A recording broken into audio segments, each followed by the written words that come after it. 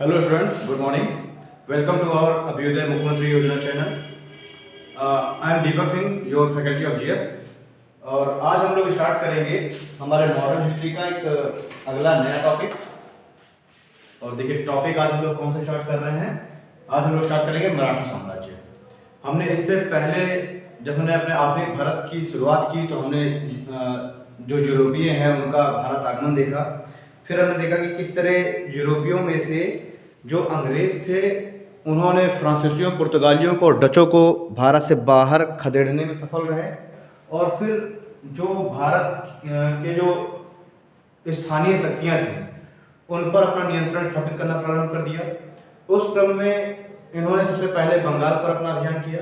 हम लोगों ने बंगाल को हम लोगों ने देख लिया था, प्लासी बक्सर को युद्ध हुआ, बंगाल पर इनका नियंत्रण स्थापित हो गया। फिर उसके बाद हमने मैसूर का अभियान देखा।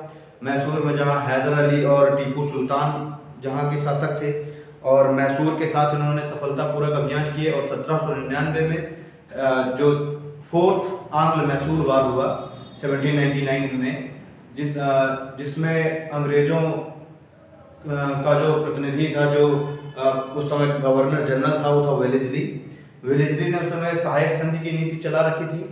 और इस सहायक संधि की नीति के द्वारा 1799 में जब टीपू सुल्तान की मृत्यु हो जाती है तो मैसूर को अंग्रेजी राज्य में शामिल कर लिया जाता है। ठीक है, तो हमने देखा 1799 में किस तरीके से मैसूर पर पूरी तरीके से नियंत्रण स्थापित हो गया और वाडियार वंश के एक अल्पवयस्क युवक को बना दिया जाता है शासक। ठीक है, तो एक कठपुतली शासक के रूप में वो कार्य कर रहा है। उसी क्रम में हम लोग आगे देखेंगे सेम टाइम में जब मुगल साम्राज्य कमजोर हुआ था तो जिस तरीके से बंगाल में स्वतंत्र सत्ता की स्थापना हो गई थी, मैसूर में स्वतंत्र सत्ता की स्थापना हो गई थी, सेम उसी तरीके से जो मराठा है, मराठा भी औरंगजेब के समय से अपनी शक्ति को केंद्रित कर रहे थे। औरंगजेब के समय से ही मराठा भी एक स्वतंत्र क्षेत्र के रूप में और स्वतंत्र शक्ति के रूप में अपने आप को स्थापित करने में लगे हुए थे। ठीक है, तो हम देखेंगे मराठा साम्राज्य के बारे में। तो देखिए जो ये दोस्तों मराठा साम्राज्य है, मराठा साम्राज्य का संस्थापक शिवाजी को माना जाता है। ठीक है, अच्छा पहले हम लोग देखेंगे कि जब हम लोग मराठा साम्राज्य पढ़ेंगे तो उसमें हम लोग कौन कौन से टॉपिक्स हम लोग डिस्कस करेंगे, कौन कौन से टॉपिक्स का हमें जिक्र करना आवश्यक है। मराठा साम्राज्य को जो हम लोग देखेंगे, सबसे पहले हम लोग देखेंगे मराठा साम्राज्य के संस्थापक शिवाजी और उसके जो सक्सेसर हैं, उसके जो उत्तराधिकारी हैं, इनके जो वंशज हैं उनके बारे में हम देखेंगे। शिवाजी के बारे में देखेंगे, उनके वंशज जिसमें संभाजी आएंगे, फिर राजा राम आएंगे, फिर साहू जी महाराज आएंगे। और 1749 में साहू जी महाराज की जब मृत्यु हो जाएगी तो 1750 ईस्वी में पेशवा राजा राम सेकंड के साथ अभी राजा राम सेकंड के बारे में हम लोग बात करेंगे, कौन राजा राम सेकंड, उसके साथ संगोला की संधि करेंगे 1750 में। और उस संगोला की संधि के द्वारा अब जो पेशवा हैं वही पूरी तरीके से वास्तविक शासक बन जाएंगे। यानी कि जो छत्रपति है, छत्रपति का पद समाप्त हो जाएगा साहू जी की मृत्यु के साथ ही साथ, और पेशवा पूरी तरीके से शक्ति को अपने हाथ में केंद्रित कर लेंगे। तो पहला टॉपिक तो हम पढ़ेंगे शिवाजी और उनके उत्तराधिकारी। दूसरा टॉपिक हम लोग पढ़ेंगे पेशवाओं का काल। देखिए पेशवा जो पद है, इस पेशवा पद का सृजन तो शिवाजी ने ही कर दिया था। हम शिवाजी के अष्टप्रधान के बारे में बात करेंगे जिसमें पेशवा का एक महत्वपूर्ण पद था, बट उसको उतनी अधिक शक्तियां नहीं दी गई थी। पेशवा को उतनी अधिक शक्तियां दी नहीं गई थी, केवल एक सलाहकारी पद के रूप में पेशवा का पद था। लेकिन फिर बाद में हम देखेंगे कि साहू जी महाराज ने 1713 ईस्वी में बालाजी विश्वनाथ को पेशवा बना देते हैं और बालाजी विश्वनाथ को वो काफी अधिक शक्तियां दे देते हैं। यानी कि अब पेशवा का पद एक बहुत ही महत्वपूर्ण, बहुत ही इंपॉर्टेंट और बहुत ही शक्ति वाला पद हो गया था। ठीक है, तो वास्तव में 1713 ईस्वी में ही जो पेशवा है उसके पद का सृजन हम लोग कहें, वैसे वो तो शिवाजी के समय में ही किया था, लेकिन वास्तविक जो शक्ति है, जो वंशानुगत हो गया, वो साहू जी महाराज के समय में हुआ। बालाजी विश्वनाथ ने पेशवा के पद को वंशानुगत कर दिया। यानी जो ये शक्ति का जो संकेंद्रण है पेशवा के पद पर, वो 1713 के बाद आता है। तो हम फिर पेशवाओं का काल देखेंगे जो कि 1713 से स्टार्ट होगा। ठीक है, और फिर जब पेशवाओं का ये दौर चल रहा होगा 1750 में छत्रपति का पद समाप्त करके और पेशवा को ही पूरी ताकत दे दी जाएगी। तो 1750 के बाद फिर हम लोग देखेंगे पेशवाओं के काल में ही आंग्ल मराठा युद्ध होते हैं। ठीक है, तो हम लोग आंग्ल मराठा जब युद्ध होंगे, इस आंग्ल मराठा युद्ध में भी 3 युद्ध होते हैं, फर्स्ट आंग्ल मराठा वॉर, सेकेंड आंग्ल Maratha war and third Anglo Maratha war. ठीक है, ये फर्स्ट एंग्लो मराठा वॉर हो गया।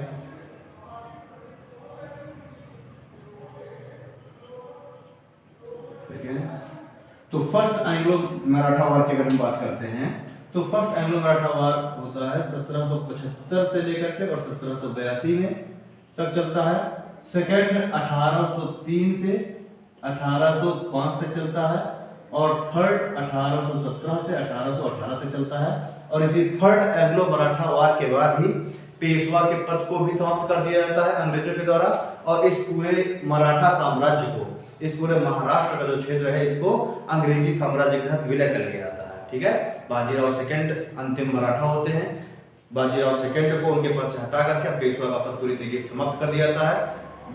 जो पेशवा हैं अब उनको और उनके जो उत्तराधिकारी हैं, उनके जो आगे आने वाली जो पीढ़ी होगी, उनको अब एक पेंशनर बना दिया जाता है, उनको एक पेंशन फिक्स कर दी जाती है और उनको महाराष्ट्र के क्षेत्र से हटा करके और कानपुर के बिठूर वाले क्षेत्र में भेज दिया जाता है और उनको पेंशनर बना दिया जाता है ब्रिटिश का। ठीक है, तो हम 3 एंग्लो मराठा वॉर पढ़ेंगे। आपको ये तीनों डेट याद रखनी है, क्योंकि कभी कभी एग्जाम में अरेंज करने के लिए बोल देगा, कर्नाटक वॉर कोई दे देगा, एक आंग्ल मैसूर वॉर दे देगा, एक मराठा वॉर दे देगा, और ऐसे बोल देगा कि आप जो है इनका मिलान करिए, या फिर जो है सही विकल्प में से दे देगा। ठीक है, तो ये आपको सारी डेटें याद रखनी है। कर्नाटक वॉर की भी मैंने सारी डेटें आपको बताई थी, तीनों कर्नाटक युद्ध आपको बताए थे, चारों मैसूर युद्ध मैंने बताए, प्लासी और बक्सर का बताया था, उसकी भी आपको डेट याद रखनी है, और फिर आंग्ल मराठा जो तीनों वार हुए, इनकी भी आपको डेट याद रखनी है। ठीक है, तो आइए अपने जो आज का टॉपिक हम लोग इसकी शुरुआत करते हैं हम लोग शिवाजी और उनके उत्तराधिकारी से। सबसे पहले हम लोग शिवाजी के बारे में कुछ फैक्चुअल पॉइंट्स देखेंगे और उनके जो उत्तराधिकारी हैं उनके बारे में कुछ फैक्चुअल पॉइंट्स देखेंगे। फिर उसी क्रम में आगे बढ़ते हुए हम लोग फिर पेशवाओं की एंट्री कराएंगे और फिर आंग्ल मराठा वॉर पे चले जाएंगे। चलिए, सबसे पहले हम लोग देखेंगे शिवाजी के बारे में।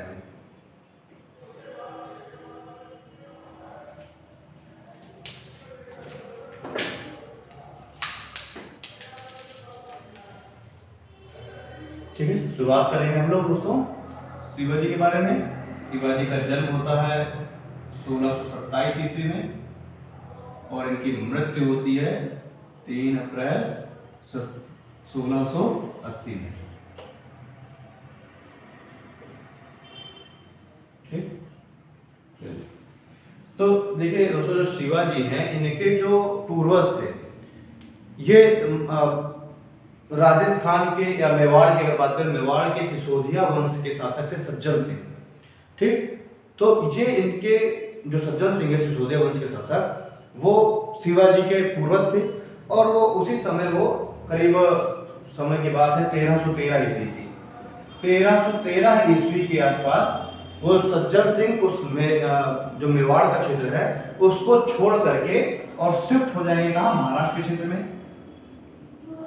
सज्जन सिंह सिसोदिया वंश के थे सज्जन सिंह।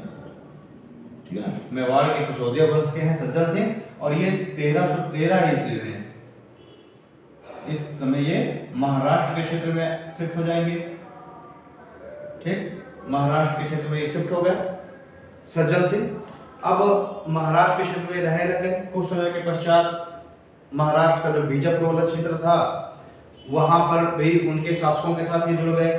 ठीक है, उनके काफी करीबी हो गए। ऐसे क्रम चलता रहा। फिर हम देखेंगे शिवाजी के पिताजी के बारे में। ठीक है, ये काफी दूर के पूर्वज हो गए, काफी समय हो गया। अब हम देखेंगे शिवाजी के पिता के बारे में। तो देखिए, शिवाजी के जो पिता थे इनका नाम था शहाजी भोसले।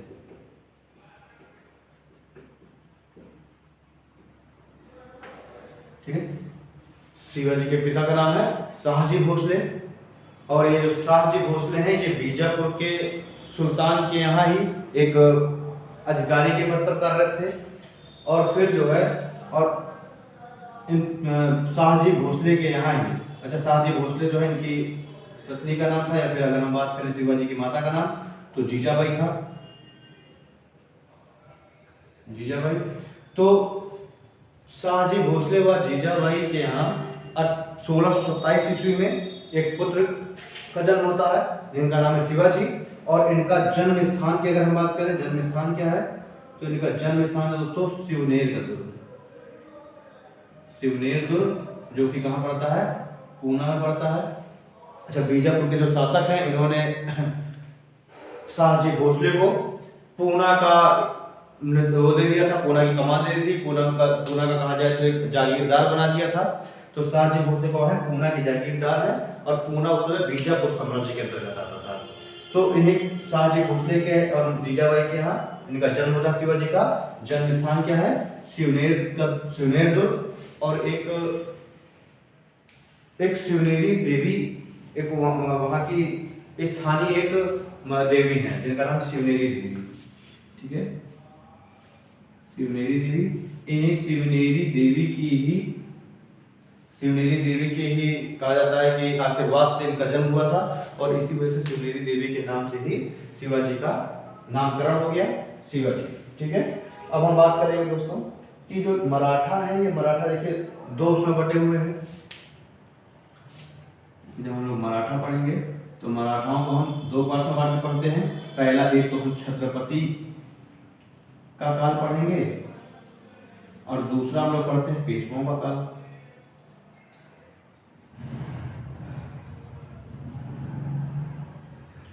ठीक है, एक तो हम लोग पढ़ते हैं छत्रपति का काल और दूसरा पढ़ते हैं पेशवाओं का।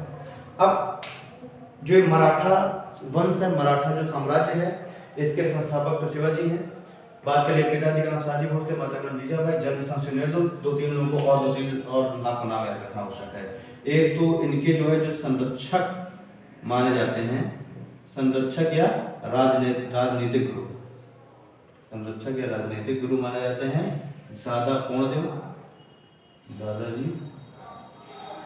कोणदेव। ठीक, और इनके जो आध्यात्मिक गुरु हैं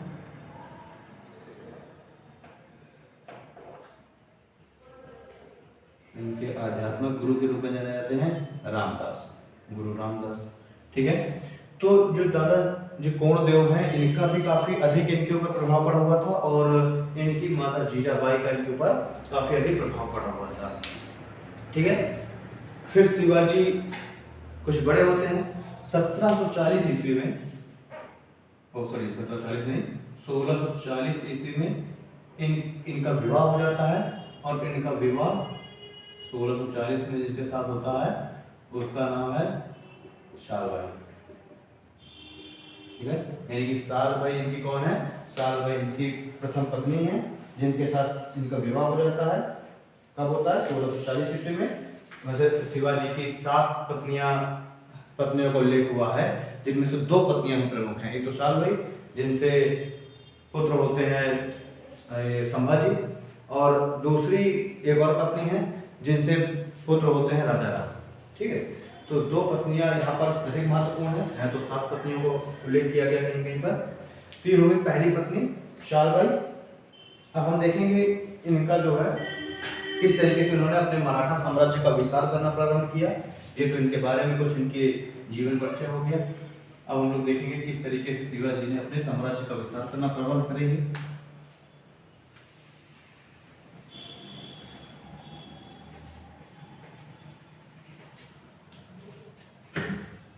देखिए, सबसे पहले शिवाजी 1643 ईस्वी में, आपको क्रोनोलॉजी समझनी है, 1640 में इनका विवाह हो रहा है। 1643 ईस्वी में 3 साल बाद ही ये बीजापुर के शासक, बीजापुर के सूबे शासक है, बीजापुर शासक जिसका नाम आदिल शाह उसका शासक है।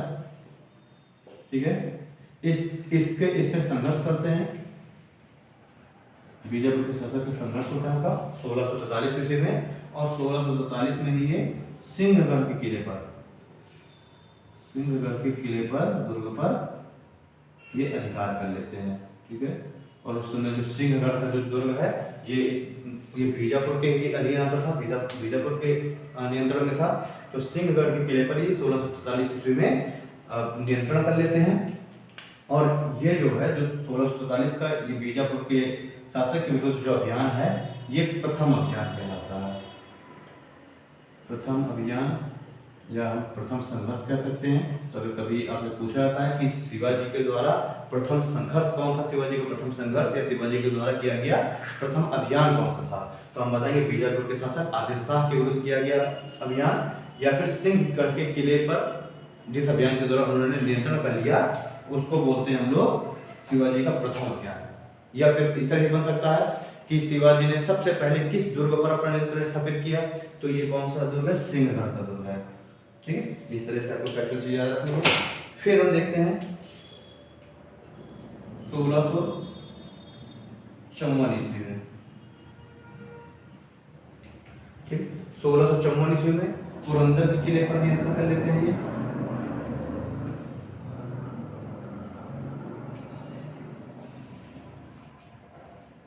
ठीक, 1654 ईस्वी में क्या होगा, पुरंदर के किले पर नियंत्रण स्थापित हो जाएगा। अब जो बीजापुर का शासक है ये काफी ज्यादा परेशान हो गया है, इससे काफी ज्यादा परेशान हो चुका है। तो अब एक तो बीजापुर का शासक और दूसरा 1657 के आसपास औरंगजेब शासन संभालता है, औरंगजेब गद्दी पर बैठता है। औरंगजेब भी इनसे काफी अधिक परेशान हो चुका था। ठीक है, इनके द्वारा किए गए विद्रोहों से, किए गए लूटपाट की घटनाओं से, ये जो इन्होंने सिंहगढ़ के किले, पुरंदर के किले वगैरह पर इन्होंने अपना अधिकार कर लिया, क्योंकि उस समय औरंगजेब जब ये 1654 का इन्होंने पुरंदर का नियंत्रण किया या फिर सिंहगढ़ के किले पर अपना नियंत्रण किया, इस समय दक्कन का सूबेदार था औरंगजेब। इस समय दक्कन का सूबेदार कौन है, औरंगजेब है। ठीक है, और बीजापुर इस समय तक मुगल साम्राज्य के नियंत्रण में आ चुका है, यानी मुगल साम्राज्य की अधीनता स्वीकार कर चुका है बीजापुर। ठीक है, और मुगल साम्राज्य की अधीनता स्वीकार करने के पश्चात बीजापुर के जो आदिल शाही वंश है उसको मुगलों ने शासन करने के लिए अनुमति दे दी थी, यानी कि मुगलों के संरक्षण में रह करके बीजापुर का शासक शासन कर रहा है। तो जब 1643 और 1654 में शिवाजी के द्वारा अभियान किए गए सिंहगढ़ और पुरंदर के किलों पर, तो वो अभियान तो थे बीजापुर के विरुद्ध, लेकिन बीजापुर को संरक्षण किसका प्राप्त था, मुगलों का प्राप्त था। और मुगलों को उस समय सूबेदार कौन है दक्कन में, औरंगजेब है। तो एक तरीके से ये विद्रोह, ये जो इन्होंने किलों पर नियंत्रण किया, तो एक तरीके से ये मुगलों की जो शक्ति है उसको चुनौती देने का उन्होंने प्रयास किया।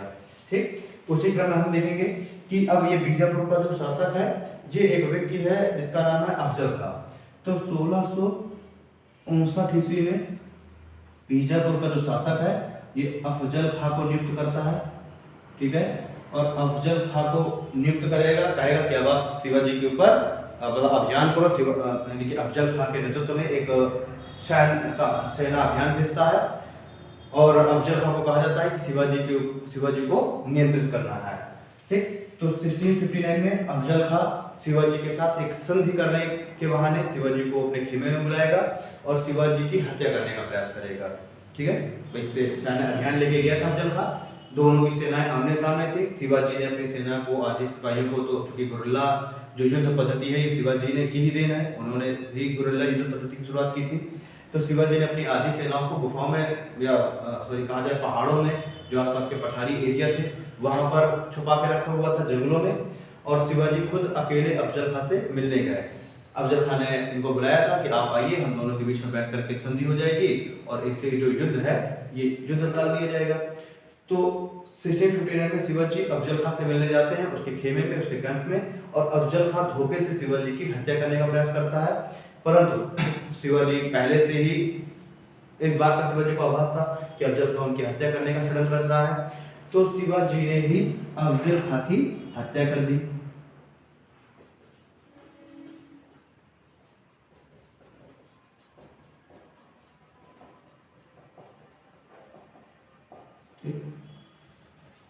भाई अफजल खां इनकी हत्या का षड्यंत्र रच रहा था और कह रहा था, इनसे कहा कि आइए हम दोनों गले मिलते हैं, और इसका अफजल खां के षड्यंत्र था कि गले जब ये मिलने आएंगे उस समय एक छुरा भोग करके शिवाजी की हत्या कर देगा। लेकिन शिवाजी जैसे ही गले मिलने जाते हैं तो अफजल खां से पहले शिवाजी ही उसको छुरा मार देते हैं। ठीक है, जिससे अफजल खां की मृत्यु हो जाती है। अब जब अफजल खां की मृत्यु हो गई, अफजल खां भी इनके ऊपर अंकुश नहीं लगा पाया, तब अब 1663 में, 1663 ईस्वी में, अब इस समय 1663 में औरंगजेब शासक बन चुका है मुगल साम्राज्य का। अब 1663 ईस्वी में शाइस्ता खां जो कि कौन है, औरंगजेब का मामा है।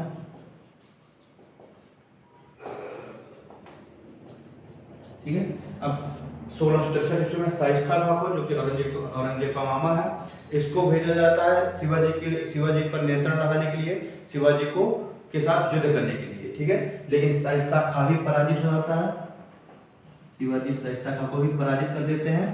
ठीक है, यानी इस तरीके से देखा हमने, औरंगजेब के द्वारा दो अपने मुख्य सेनापतियों को भेजा जाता है। एक तो अफजल खां, वो भी इन पर नियंत्रण नहीं लगा पाया। दूसरा शाइस्ता खां भी पराजित हो जाता है, काफी घायल हो जाता है। घायल अवस्था में इसको उस युद्ध क्षेत्र से हटा दिया जाता है शाइस्ता खां को। ठीक है, तो हमने देख लिया कि 2 बार और शिवाजी की हत्या का प्रयास किया था, लेकिन दोनों बार शिवाजी अपनी सूझबूझ के द्वारा बच जाते हैं। अब हम लोग अगला देखेंगे, इसी शाइस्ता खां के द्वारा जो अभियान किया गया था, इसी के परिणाम स्वरूप, इसी से रुष्ट होकर के 1664 ईस्वी में सूरत की लूट कर लेते हैं।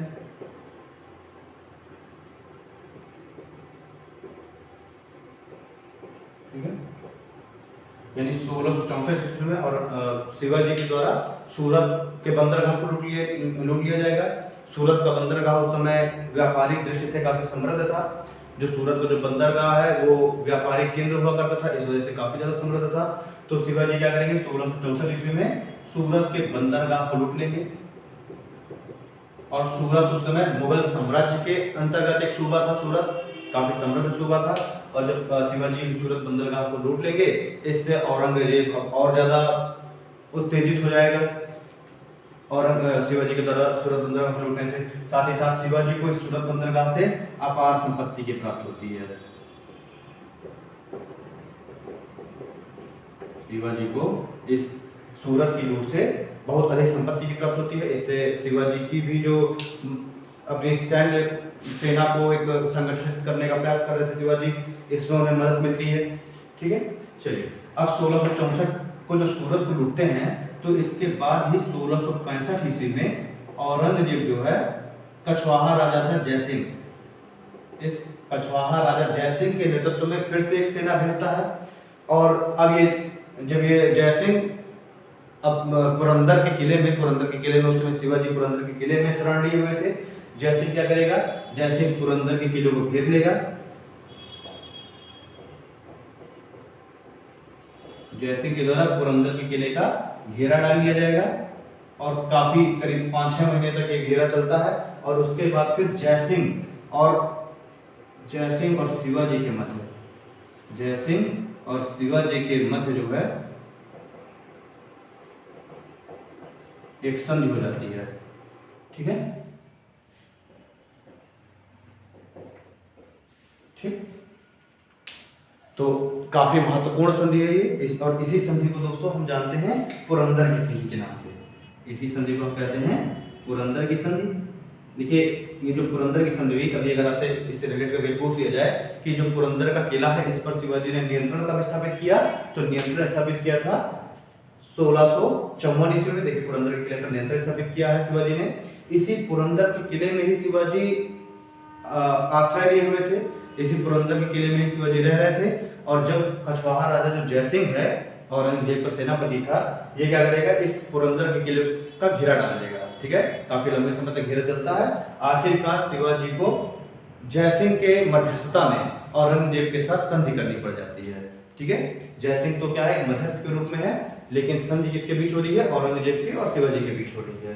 ठीक, पुरंदर की संधि कब होती है, पुरंदर की संधि ये होती है 22 जून 1665 ईस्वी को।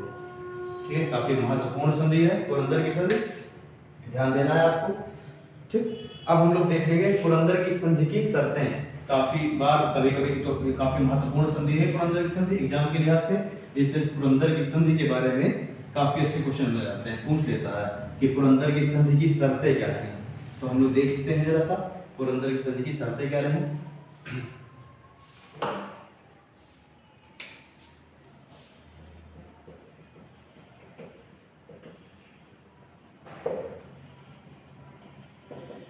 संधि की शर्तें।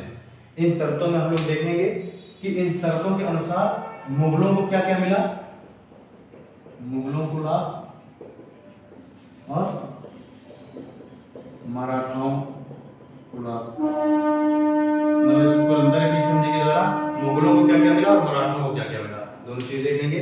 सबसे पहले देखिए जो मुगल्स हैं, तो मुगलों को उस देखिए इस समय तक शिवाजी ने करीब 35 किलो को अपने नियंत्रण में कर रखा था।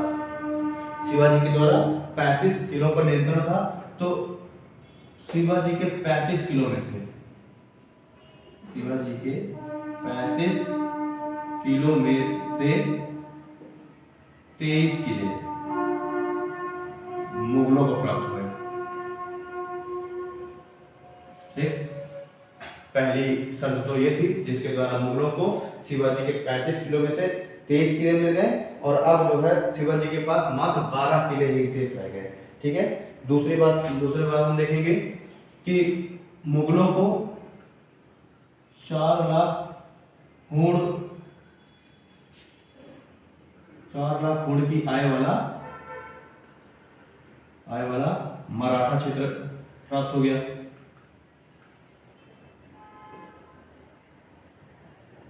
एक तो देखिए 35 किलो में से 23 किलो मुगलों को प्राप्त हो गया। दूसरी बात, मराठा क्षेत्र 4 लाख हुण राजस्व की प्राप्ति हो रही थी, वो मराठाओं का क्षेत्र भी मुगलों को प्राप्त हो गया। तीसरा हम देखेंगे जो मुगल शासक हैं वो जब दक्कन का अभियान करेंगे, एक शर्त ये भी रखी गई कि मुगल शासक जब भी दक्कन का अभियान करेंगे, दक्कन के अभियान के समय शिवाजी 5000 घुड़सवार सेना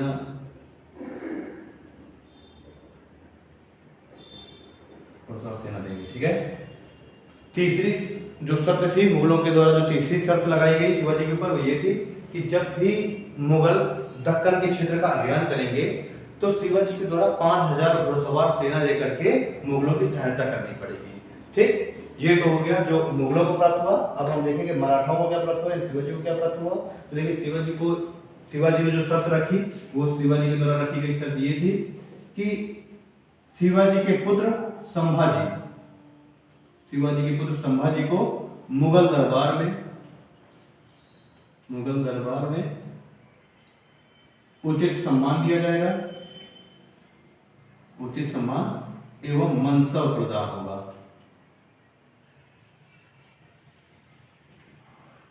ठीक, यानी कि क्या शर्त रखी शिवाजी ने कि जो उनके पुत्र संभाजी हैं इनको मुगल दरबार में उचित सम्मान दिया जाएगा, और साथ ही साथ इनको एक अच्छा ऊंचा जो है मनसब, मैंने बताया मनसबदारी की शुरुआत की थी, शुरुआत का पहले हो चुकी थी अकबर वगैरह के समय में ही, और ये मनसबदारी इस समय चल रही थी। तो ये कहा गया कि औरंगजेब के दरबार में उचित सम्मान पूर्वक स्थान दिया जाएगा संभाजी को, और साथ ही साथ एक उच्च मनसब प्रदान किया जाएगा। ठीक, दूसरी चीज ये प्राप्त हुई कि मराठाओं को बीजापुर के कुछ क्षेत्रों में चौथ वसूल करने का अधिकार होगा।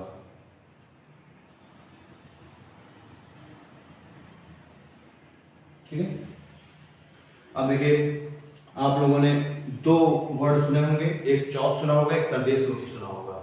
ठीक है। तो ये चौथ और सरदेशमुखी दोनों की हम लोग बात करेंगे जब हम लोग राजस्व प्रशासन की बात करेंगे शिवाजी के।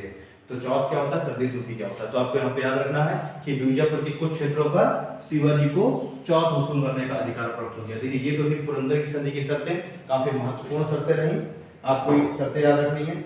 अब देखेंगे हम लोग पुरंदर की संधि की जो संधि है इसके बाद की घटना देखेंगे।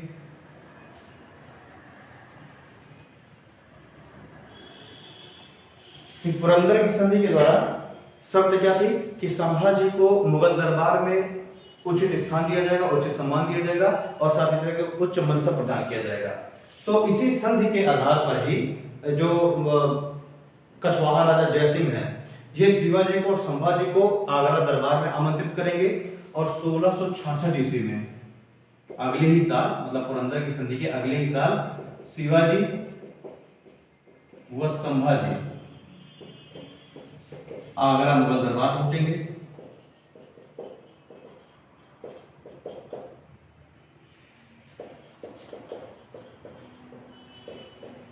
ठीक है। अगले ही साल जयसिंह के बुलाने पर, आमंत्रित करने पर शिवाजी और संभाजी आगरा मुगल दरबार पहुंचेंगे। और जब ये आगरा मुगल दरबार पहुंचते हैं तो इनके साथ उतना उचित सम्मान नहीं किया जाता। इनको औरंगजेब के द्वारा जो इन्हें सम्मान दिया जाना चाहिए था, क्योंकि ये भी अब खुद एक शासक हैं, मराठा साम्राज्य के संस्थापक हैं, और इनके पुरंदर की संधि भी हो चुकी है कि इनको मुगल दरबार में उचित सम्मान दिया जाएगा। लेकिन जब ये मुगल दरबार में जाते हैं तो इनको जो है, जो राजाओं वाली जो पंक्ति है उसमें ना बैठा करके और आम लोगों की पंक्ति में बैठा दिया जाता है, यानी कि सूबेदार की पंक्ति में बैठा दिया जाता है। ठीक, जिससे शिवाजी को काफी बुरा लगता है और ये तुरंत मुगल दरबार छोड़ करके चले आएंगे और ये क्या करेंगे, विद्रोह कर देंगे। ठीक है ना, ये तुरंत मुगल दरबार छोड़ देते हैं और विद्रोह कर देते हैं औरंगजेब के विरुद्ध। अब जैसे ही ये मुगल दरबार छोड़ेंगे, विद्रोह कर देंगे, तो औरंगजेब इनको गिरफ्तार कर लेगा। औरंगजेब इनकी गिरफ्तारी का आदेश दे देगा। शिवाजी और संभाजी दोनों पिता पुत्रों को गिरफ्तार कर लिया जाएगा और आगरा के जयपुर भवन में, आगरा के जयपुर भवन में इन्हें कैद कर दिया जाएगा। ठीक है, तो 1666 ईस्वी में औरंगजेब पहली बार शिवाजी को कैद कर पाता है, और क्योंकि ये आगरा दरबार में गए हैं, इन्होंने विद्रोह कर दिया, वहीं आगरा में ही इनको गिरफ्तार करके आगरा के जयपुर भवन में ही इनको कैद कर दिया जाता है। कुछ ही समय के पश्चात सितंबर महीने में ही, सितंबर 1666 में ही, जो शिवाजी हैं, शिवाजी इस जयपुर भवन में जहां इन्हें कैद किया गया था, वहां कहा जाता है कि एक टोकरी में छुप करके, ठीक है, भोजन की टोकरी में छुप करके, और ये वहां से कैद खाने से भागने में सफल हो जाते हैं। तो सितंबर 1666 में शिवाजी कैद से भागने में सफल हो जाते हैं। ठीक, और इस औरंगजेब की कैद से भाग करके शिवाजी सीधे दक्कन के क्षेत्र में, अपने क्षेत्र में पहुंच जाते हैं। ठीक है, और यहां से भाग करके ये कहां पहुंच जाएंगे, दक्कन में पहुंच जाएंगे। और दक्कन में पहुंच करके अब शिवाजी फिर से विद्रोह कर देंगे। अब जब विद्रोह कर देंगे शिवाजी, तो फिर से औरंगजेब के साथ इनकी एक संधि हो जाएगी, और इस संधि के द्वारा शिवाजी कहते हैं कि ठीक है, मैं विद्रोह अपना बंद कर देता हूं। और इसी के बाद ही, इनके विद्रोह के बाद ही 1766 में जब विद्रोह करते हैं, औरंगजेब के और शिवाजी के मध्य में संधि हो जाएगी। तो उस संधि के फलस्वरूप ही औरंगजेब के द्वारा इनको राजा की उपाधि दी जाती है।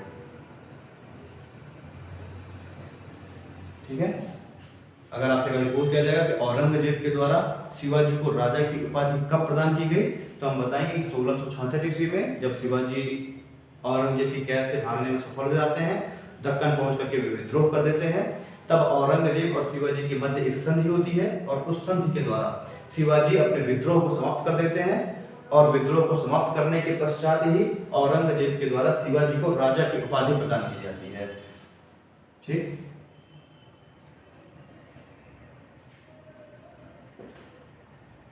औरंगजेब द्वारा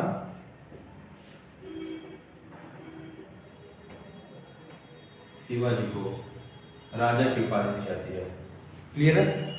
चलिए, यहां तक ये घटना हो गई, औरंगजेब के द्वारा शिवाजी को राजा की उपाधि दी गई।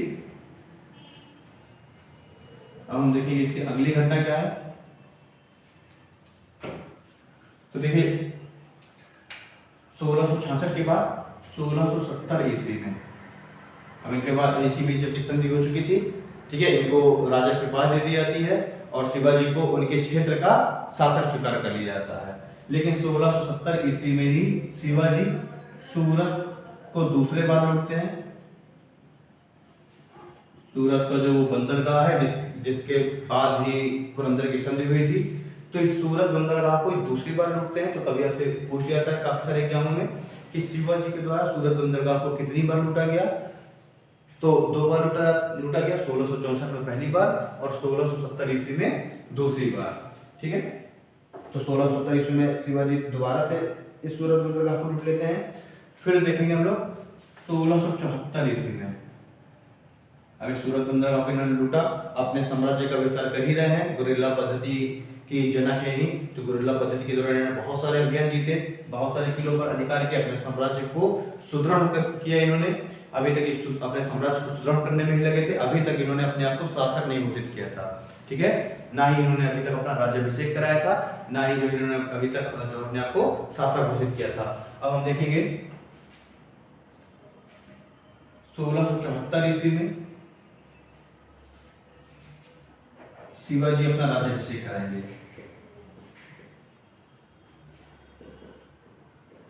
1674 ईस्वी में शिवाजी का राज्याभिषेक होता है।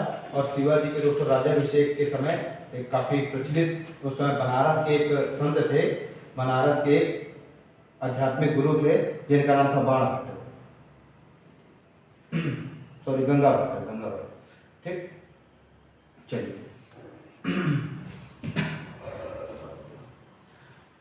ठीक है, तो 1674 ईस्वी में शिवाजी के द्वारा अपना राज्याभिषेक कराया जाएगा, ठीक। और ये राज्याभिषेक कौन करता है, तो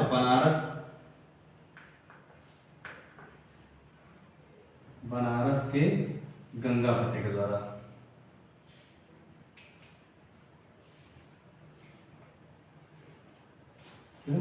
बनारस के काफी जाने माने उस समय के एक संत हुआ करते थे गंगा भट्ट, और इन गंगा भट्ट के द्वारा शिवाजी का राज्याभिषेक किया जाएगा।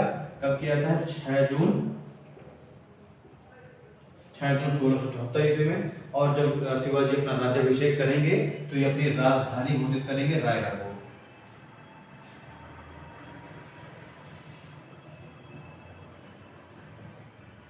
ठीक है। चलिए, तो यहाँ तक हम लोगों ने घटना देख ली। 1670 ईस्वी में सूरत के बंदरगाह को लूटा शिवाजी ने।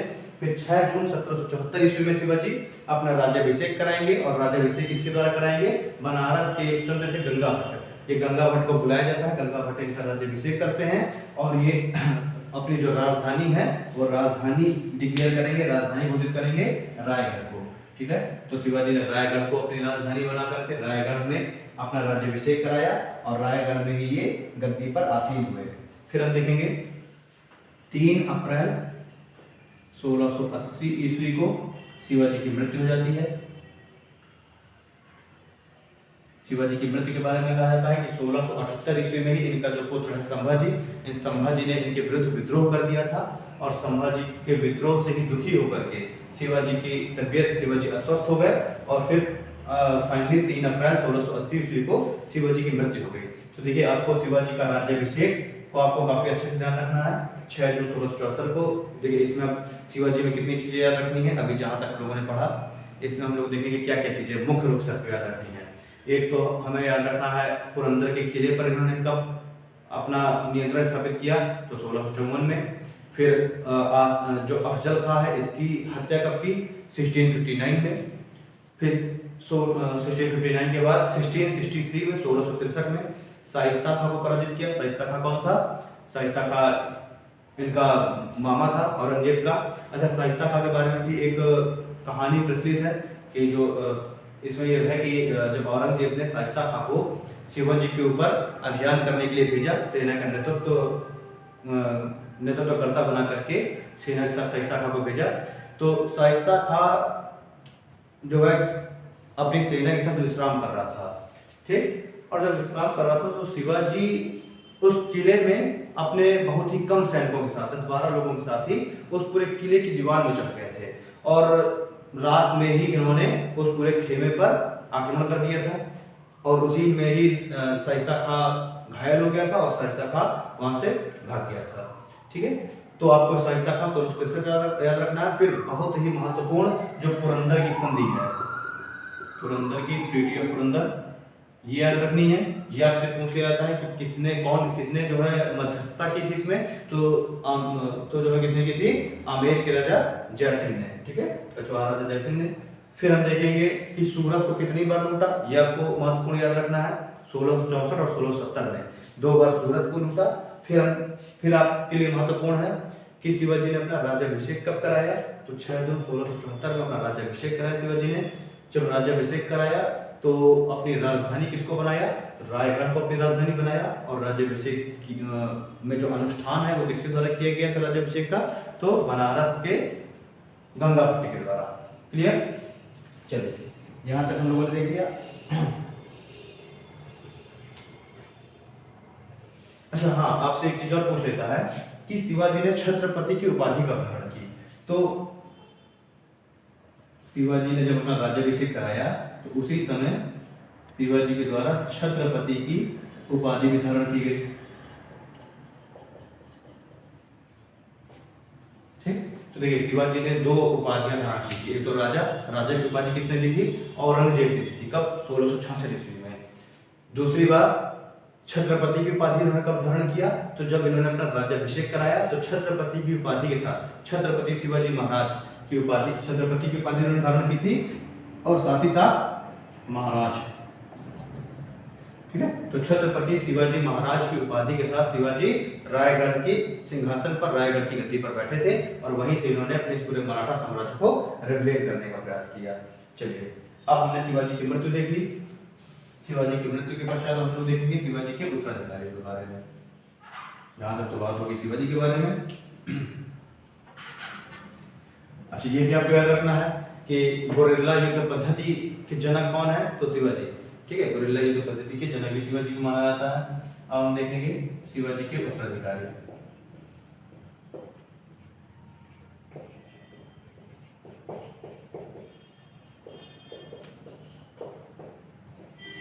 शिवाजी के उत्तराधिकारी के बारे में हम लोग चर्चा करेंगे।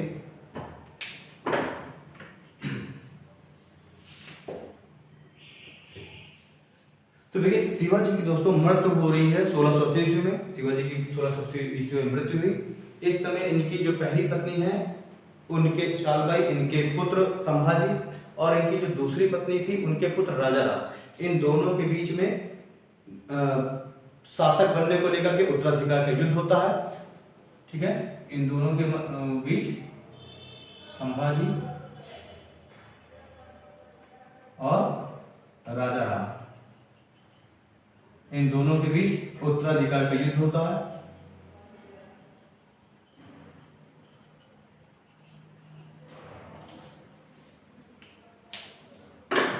देखिए यहाँ पे एक चीज और ध्यान में रखने योग्य है कि देखिए 1666 ईस्वी में शिवाजी तो औरंगजेब की कैद से निकल के भाग गए थे, संभाजी अभी भी कैद में थे। जब शिवाजी की मृत्यु होती है उस समय भी संभाजी औरंगजेब की कैद में है। और अब चूंकि शिवाजी की मृत्यु हो गई है तो एक शून्यता उत्पन्न हो गई। संभाजी चूंकि ज्येष्ठ पुत्र थे, शासक इन्हीं को बनना चाहिए था, लेकिन संभाजी कहाँ है, कैद में है। तो उसका फायदा उठा करके राजाराम ने अपने आप को शासक घोषित कर लिया था, इनकी दूसरी पत्नी के पुत्र ने। और फिर 1680 ईस्वी में ही अंत में औरंगजेब के द्वारा संभाजी को रिहा कर दिया जाता है। और जब संभाजी अब रिहा होंगे तो फिर 1680 में ही 1680 ईस्वी के ही अंत में अक्टूबर नवंबर के आसपास संभाजी और राजाराम के बीच में उत्तराधिकार का युद्ध होगा और इसमें संभाजी विजयी हो जाएंगे।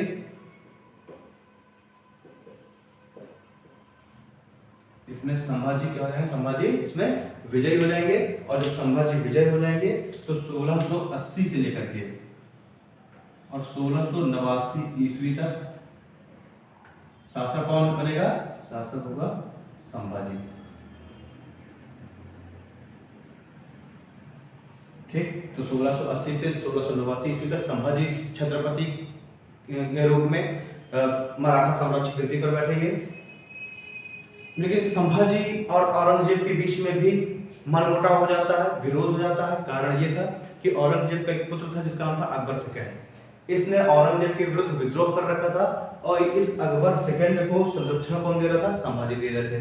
ठीक है, तो संभाजी जो है, संभाजी अकबर द्वितीय को संरक्षण दे रहे थे। और यही जो है अकबर द्वितीय को संरक्षण देना, यही औरंगजेब और संभाजी के बीच में एक मनमुटाव का, एक संघर्ष का कारण भी बनता है। और फिर 1689 ईस्वी में 1689 में औरंगजेब के द्वारा संभाजी की हत्या करवा दी जाती है। ठीक है। औरंगजेब के द्वारा रायगढ़ के दुर्ग पर अभियान किया जाता है, रायगढ़ के दुर्ग पर आक्रमण किया जाता है और इस आक्रमण में संभाजी की हत्या हो जाती है और इनके पुत्र साहू जी महाराज और इनकी पत्नी संभाजी की पत्नी और संभाजी के पुत्र साहू जी, इन दोनों को रायगढ़ के किले से लेकर के और आगरा में कैद कर दिया जाता है और रायगढ़ पर अब मुगलों का अधिकार हो जाता है। ठीक है, चलिए तो हम देखते हैं 1689 में क्या हो रहा है। संभाजी की मृत्यु हो रही है और संभाजी की मृत्यु के पश्चात ही इनके पुत्र साहू जी व पत्नी मुगलों द्वारा कैद कर लिया जाता है। ठीक है, तो 1689 में साहू जी को और उनकी पत्नी को, साहू जी और संभाजी की पत्नी को मुगलों के द्वारा कैद कर लिया जाता है और इन्हें जो है आगरा में जो है आगरा में इनको कैद खाने में डाल दिया जाता है। अब लोग देखेंगे कि 1689 में जब संभाजी की मृत्यु हो जाएगी तब संभाजी की मृत्यु के पश्चात फिर से एक वही शून्यता उत्पन्न हो गई, क्योंकि संभाजी की मृत्यु के पश्चात शासक बनते साहू जी, लेकिन साहू जी तो मुगलों की कैद में है। तो अब 1689 में इनकी मृत्यु हो गई, साहू जी कैद में है, फिर से एक शासन शून्यता आ गई। तो अब उस शासन शून्यता को भरने के लिए जो राजा राम है, राजा राम स्वयं को शासक घोषित कर देंगे। ठीक है,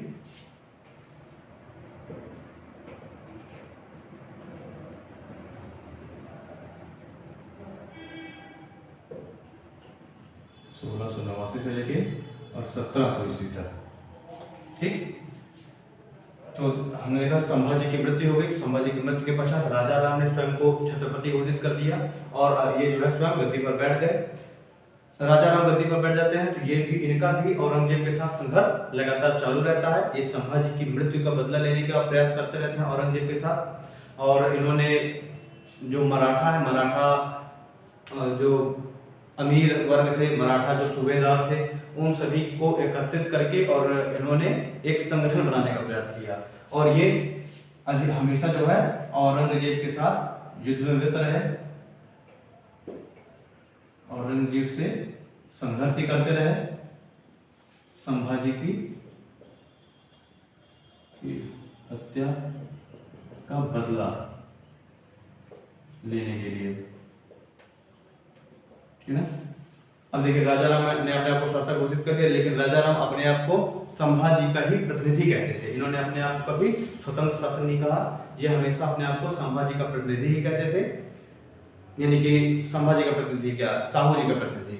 ये कहते थे कि जब भी साहू जी बाहर आ जाएंगे कैद खाने से तो मैं अपनी गद्दी छोड़ दूंगा और साहू को ही मैं शासक बना दूंगा। तो इन राजा राम ने हमेशा साहू जी के प्रतिनिधि के रूप में शासन किया। और एक तो ये संभाजी की हत्या का बदला लेने का प्रयास करते हैं औरंगजेब से, और साथ ही साथ साहू जी को और साहू जी की मां को औरंगजेब की कैद से छुड़वाने का प्रयास करते रहे। इसी प्रयास में 1700 ईस्वी में युद्ध होता है। उस युद्ध में राजा राम घायल हो जाते हैं और 1700 ईस्वी में ही राजा राम की मृत्यु हो जाती है। ठीक है, यानी कि संभाजी की मृत्यु के पश्चात राजा राम शासक बने। राजा राम ने अपने आप को साहू जी के प्रतिनिधि के रूप में स्थापित किया। 1700 ईस्वी में औरंगजेब से संघर्ष करते हुए ही घायल हो जाते हैं और 1700 में राजा राम की मृत्यु हो जाती है। अब राजा राम की मृत्यु के पश्चात राजा राम का एक पुत्र था, राजा राम का अल्पवयस्क पुत्र, राजा राम का अल्पवयस्क पुत्र, नाम है इसका शिवाजी द्वितीय। ठीक है, तो राजा राम की मृत्यु के पश्चात राजा राम का अल्पवयस्क पुत्र शिवाजी द्वितीय, इसका उत्तराधिकारी बनाया जाता है। और राजा राम की पत्नी, जिसका नाम है ताराबाई, राजा राम की पत्नी जिसका नाम है ताराबाई, ये ताराबाई शिवाजी की संरक्षिका के रूप में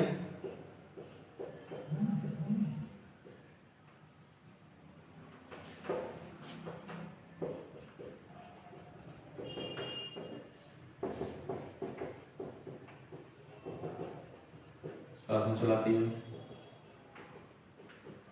ठीक है, कहानी क्या है?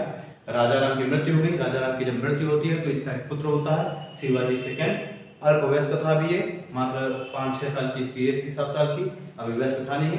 इस वजह से राजा राम की का उत्तराधिकारी शिवाजी द्वितीय को बनाया जाता है और राजा राम की पत्नी ताराबाई वो अपने पुत्र शिवाजी द्वितीय को गद्दी पर बैठा करके उसकी संरक्षिका के रूप में वो शासन चलाती है। यानी शासक तो कौन है? शिवाजी द्वितीय है, लेकिन मेन शक्ति किसके हाथों में है? ताराबाई के हाथों में है। ठीक है, तो ताराबाई शासन चला रही है अपने पुत्र के संरक्षिका के रूप में। ठीक, यह शासन चलाती है 1707 ईस्वी तक। 1707 ईस्वी तक अपना शासन चलाती है। साथ ही साथ अपने पति की हत्या के बदला हेतु यह औरंगजेब के साथ संघर्ष में भी लगी रहती है। ठीक है, औरंगजेब के विरुद्ध विद्रोह भी करती रहती है, संघर्ष भी करती रहती है।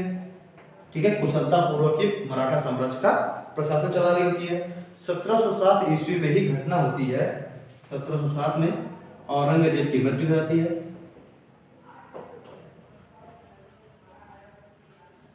1707 में दोस्तों औरंगजेब की मृत्यु हो जाती है और औरंगजेब की मृत्यु के पश्चात औरंगजेब का उत्तराधिकारी बनता है बहादुर शाह।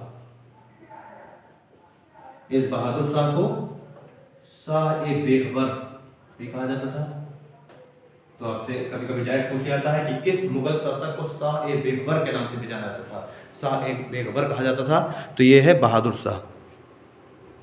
ठीक है, तो औरंगजेब की मृत्यु के पश्चात बहादुर शाह शासक बनता है और जब बहादुर शाह शासक बनता है तो मराठों के साथ अपनी जो ये संघर्ष चल रहा है उस संघर्ष को समाप्त करने के लिए और मराठों के साथ एक मित्रतापूर्ण एक संधि करने के लिए ये मराठों के साथ बहादुर शाह क्या करेगा? मित्रतापूर्ण संधि करेगा। यानी संघर्ष समाप्त करने के लिए ये बहादुर शाह जो है अपनी कैद से साहू जी व उनकी माता मुक्त कर देगा। ठीक, जो साहू जी और उनकी माता जो है वो काफी लंबे समय से 1689 से ही 1689 से ही औरंगजेब की कैद में है। इनको 1707 में बहादुर शाह के द्वारा मुक्त कर दिया जाएगा। यहाँ से भी एक अच्छा क्वेश्चन बनता है कि साहू जी और उनकी माता को किस मुगल शासक के द्वारा कैद से मुक्त कर दिया जाता है? तो औरंगजेब के पुत्र मुअज्जम जिसका नाम था, जो कि बहादुर शाह नाम से गद्दी पर बैठता है, तो इस बहादुर शाह या फिर मुअज्जम के द्वारा साहू जी और उनकी माता को कैद खाने से मुक्त कर दिया जाएगा। ठीक है, चलिए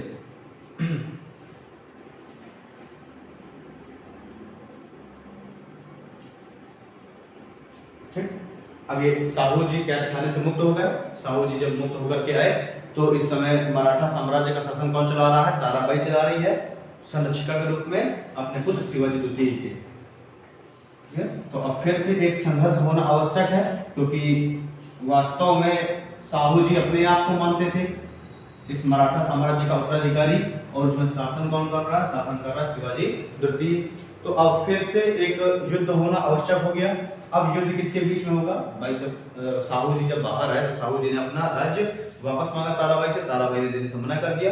अच्छा, इस समय जो है एक चीज और ध्यान में रखने योग्य है, जैसे कि रायगढ़ पहले राजधानी हुआ करती थी संभाजी के समय में, लेकिन जब 1689 में 1689 में राजा राम जब गद्दी पर बैठेगा तो राजा राम अपनी राजधानी को रायगढ़ से झिंझी ले जाएगा। जो राजा राम है, राजा राम राजधानी को रायगढ़ से झिंझी ले जाएगा। कब? 1689 ईस्वी में। ठीक है, 1689 ईस्वी में राजा राम राजधानी को रायगढ़ से झिंझी ले जाएगा और फिर देखिए झिंझी से 1699 में झिंझी से राजधानी कहां ले जाई जाएगी? सतारा। तो अगर आपसे पूछा जाता है कभी कि जिस समय ये शिवाजी द्वितीय शासन कर रहा था या फिर जिस समय साहू जी महाराज को मुक्त किया जाता है उस समय मराठा साम्राज्य की राजधानी कहाँ थी? तो मराठा साम्राज्य की राजधानी कहाँ है? सतारा में। पहले कहाँ थी? रायगढ़ में थी। रायगढ़ तो शिवाजी के समय में ही थी। शिवाजी और संभाजी के समय में रायगढ़ राजधानी रही। फिर राजा राम और राजा राम के पुत्र शिवाजी द्वितीय, इनके समय में राजधानी कहाँ शिफ्ट हो गई? सतारा शिफ्ट हो गई। तो आपको डेट भी याद रख सकते हैं कि 1689 में पहले देखिए 1689 में, 1689 में जिंजी गई राजधानी, और फिर 1699 में ये जो राजधानी है इसको जिंजी से शिफ्ट कर दिया गया सतारा। तो अब जो है राजधानी कहाँ पर है, सतारा में है। अब हम लोग देखेंगे कि साहू जी और राजा राम के मध्य संघर्ष को देखेंगे हम। राजा राम कह रहा हूं, सॉरी, साहू जी और शिवाजी तृतीय।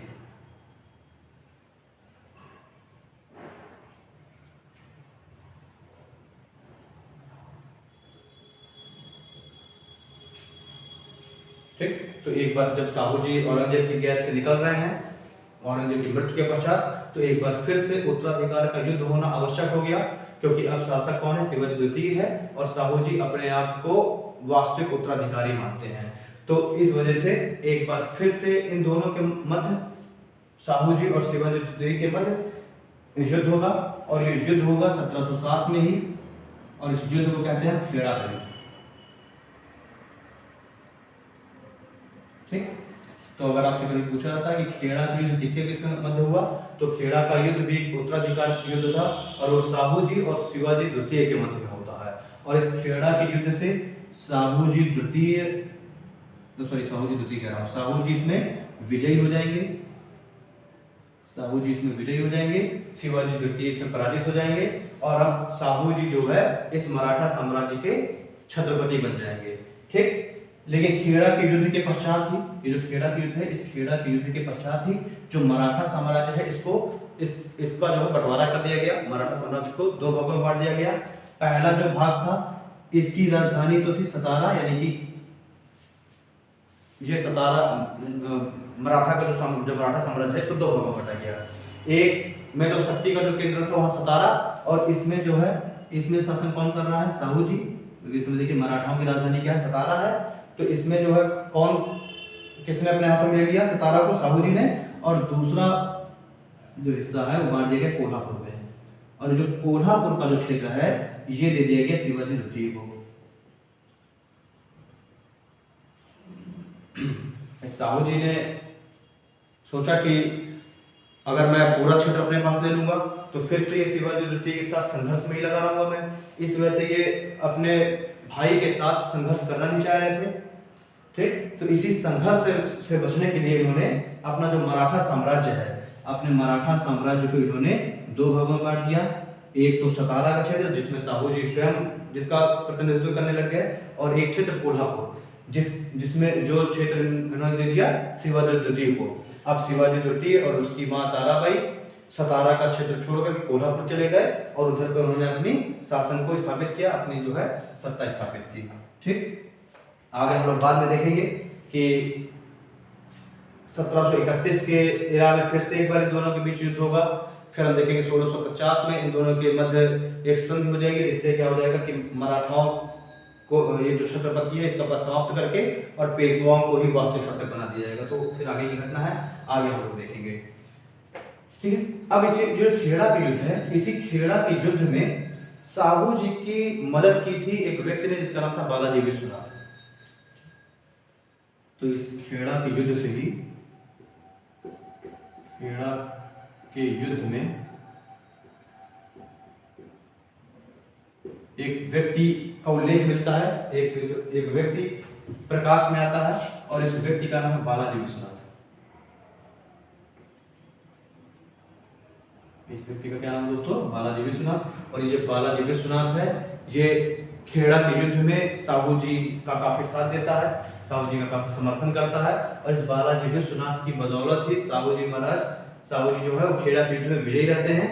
और अब चूंकि बालाजी विश्वनाथ की सूझबूझ और इनकी जो कुशलता है, सैन्य कुशलता, उसके बल पर ही साहू जी खेड़ा के युद्ध को जीतते हैं। इसी वजह से बालाजी विश्वनाथ से खुश होकर के और ये इसको अपने दरबार में काफी ऊंचे पद पर प्रदान कर देते हैं। ठीक है, और एक नए पद का सृजन किया जाता है, और इस नए पद का नाम है सेना करते।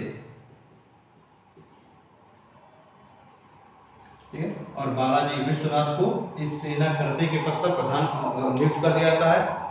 काफ़ी ऊंचा पद था ये सेना का, एक तरीके से सेनापति का हम पद मान लेते हैं, ठीक है। यानी कि जो सैन्य जो शासन था वो बालाजी विश्वनाथ के हाथों में केंद्रित कर दिया जाता है।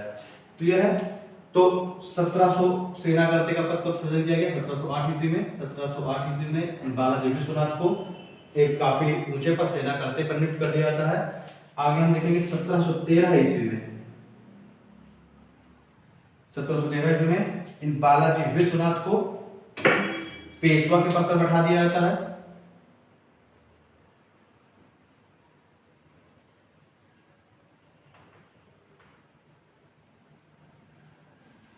ठीक, 1713 ईस्वी में साहू जी क्या करेंगे? बालाजी विश्वनाथ को पेशवा के पद पर आसीन कर देंगे और जो पेशवा का पद है, इस पेशवा के पद को काफी अधिक शक्तिशाली बना दिया जाएगा, काफी अधिक शक्ति प्रदान कर दी जाएगी। यानी कि साम्राज्य के अंदर राजा के पश्चात, छत्रपति के पश्चात दूसरा सबसे महत्वपूर्ण पद पेशवा का होगा। पेशवा एक तरीके से क्या था? एक तरीके से प्रधानमंत्री का पद है, ठीक है। मुगल काल में ये पद वजीर का होता था। इस काल में मराठा जो काल है, मराठा साम्राज्य है, इसमें उसी वजीर के पद को या प्रधानमंत्री के पद को पेशवा का पद कहा गया, ठीक है। यानी कि शासक के बाद सर्वाधिक महत्वपूर्ण, सर्वाधिक शक्तिशाली पद है पेशवा का पद, और उस पेशवा के पद में बालाजी विश्वनाथ को नियुक्त कर दिया जाएगा। बालाजी विश्वनाथ इस पद पे 1713 से 1720 ईस्वी तक रहते हैं।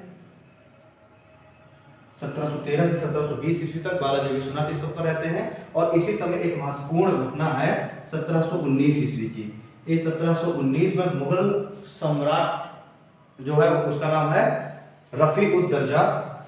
1719 में मुगल सम्राट